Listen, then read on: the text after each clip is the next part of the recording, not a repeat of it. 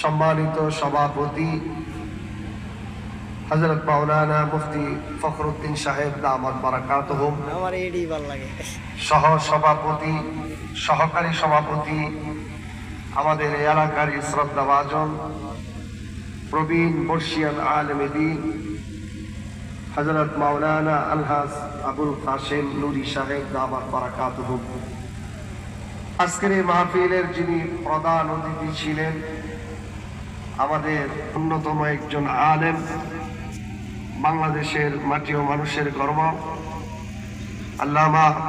তারেক মনোয়ার সাহেব দামাত বারাকাতুহুম, অন্যান্য উলামায়ে কারাম, আল্লাহ পাক রব্বে করিমের দরবারে আমরা শুকর আদায় করি। আল্লাহ পাক আজকের এই ঐতিহ্যবাহী প্রাচীনতম দ্বীনী প্রতিষ্ঠান দক্ষিণ ত্রিশালের সবচাইতে পুরাতন মাদ্রাসা, যেটা এই মাদ্রাসার আয়োজনকে সামনে রেখে আল্লাহ পাক কোরআন হাদিস থেকে কিছু কথা বলা এবং শোনার তৌফিক যে রব্বে করিম আমাদেরকে দান করলেন, সে মহান মালিকের দরবারে দিলকে উজাড় করে বক্তব্যে